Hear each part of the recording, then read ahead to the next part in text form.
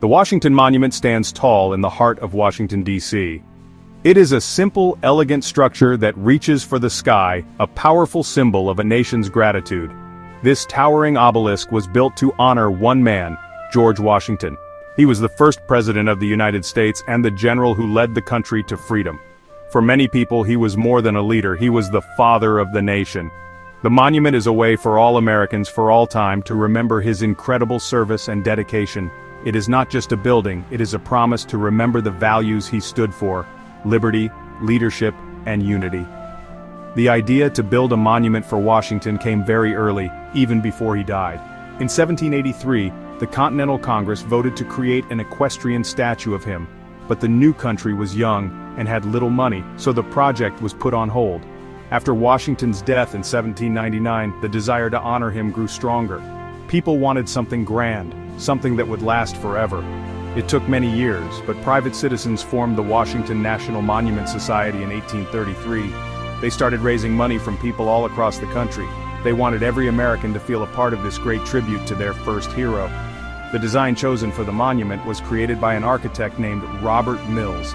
His original plan was much more complex than what we see today. It included a tall Egyptian-style obelisk, but it also had a large circular building at its base. This base, called a pantheon, was meant to feature statues of other Revolutionary War heroes and a large statue of Washington himself driving a chariot. It was a very grand and ambitious vision. However, raising enough money for such a large project proved to be very difficult. The society decided to focus on building the obelisk first, hoping to add the rest later on. The monument's location is just as important as its design. It stands in the center of the National Mall, a long, open green space in Washington, D.C. This special place was chosen by Pierre-Charles L'Enfant, the man who planned the city. He wanted a major landmark to be right in the middle of everything. From its spot, the monument connects to other important symbols of American democracy. It aligns perfectly with the U.S. Capitol building to the east and the Lincoln Memorial to the west. This placement makes the monument the visual anchor of the capital city, a constant reminder of the nation's founding principles and the man who embodied them. The construction of the Washington Monument was a long and difficult journey, a story that stretched over many decades. The first cornerstone was laid on a celebratory 4th of July in 1848. For the next 6 years, work moved forward steadily. Workers used a steam-powered elevator to lift the heavy marble blocks into place, and the structure grew higher and higher. By 1854, the monument had reached a height of about 152 feet. But then, everything stopped. The Washington National Monument Society ran out of money. Political disagreements and the looming shadow of the Civil War brought the project to a complete halt for over 20 years. For more than 2 decades, the unfinished monument stood as a strange and sad sight in the nation's capital. It was often called the Stump or Washington's Tombstone. It sat on the National Mall, a stark reminder of a promise that had not been kept. The Civil War came and went, tearing the country apart and then slowly bringing it back together. During that time, the base of the unfinished structure was even used as a cattle pen for the Union Army.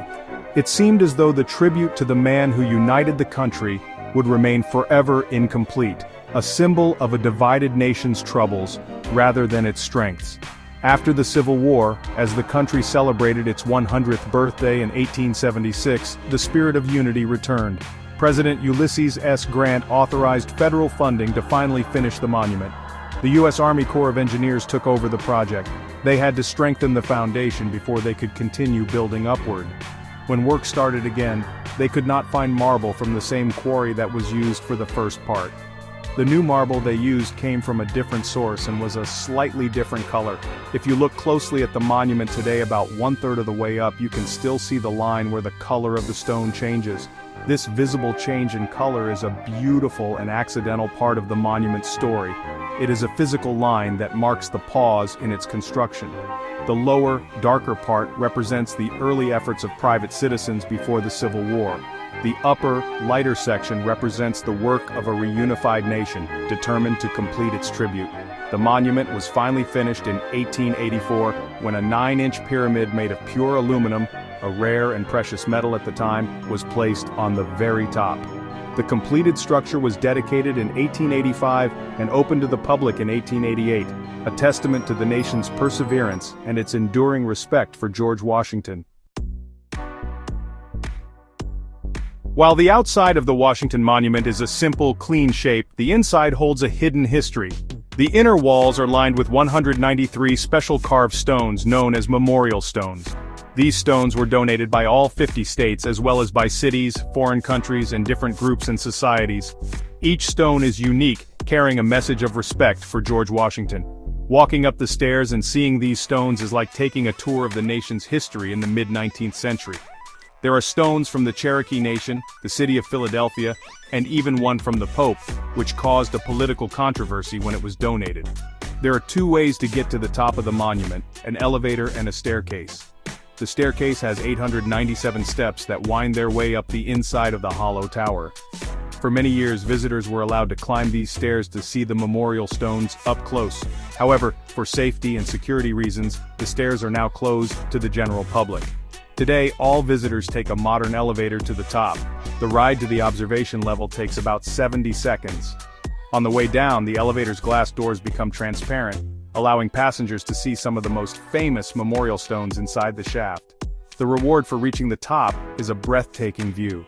The observation deck, located 500 feet above the ground, has 8 small windows, with 2 on each side. From these windows you can see for miles in every direction, getting a full 360-degree view of Washington, D.C. and the surrounding areas.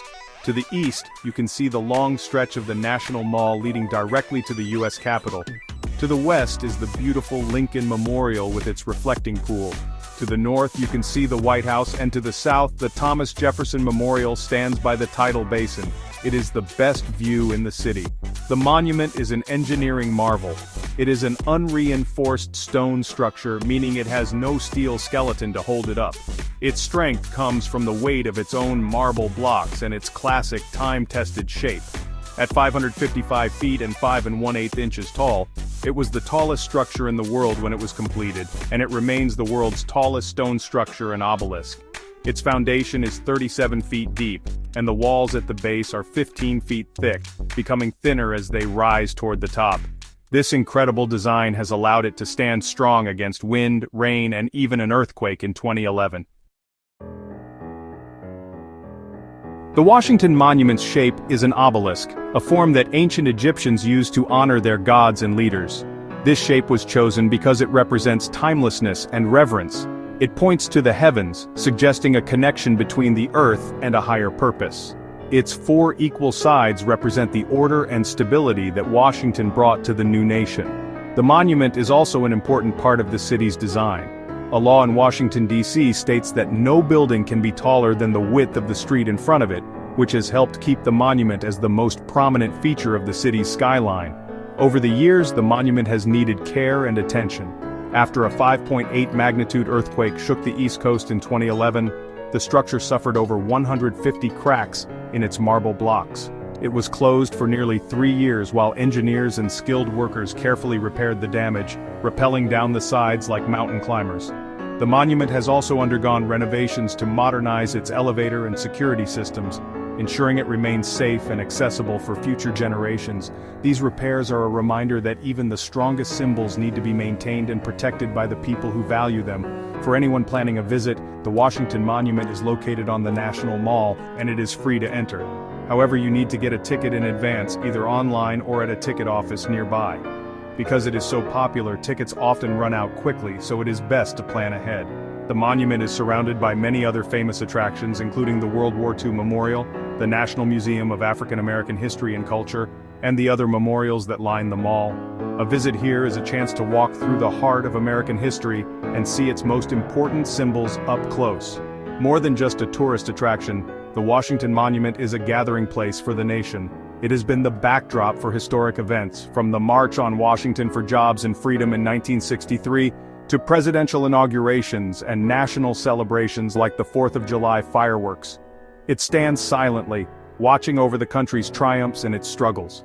It is a symbol of national pride, a tribute to a great leader, and a constant reminder of the enduring promise of the United States.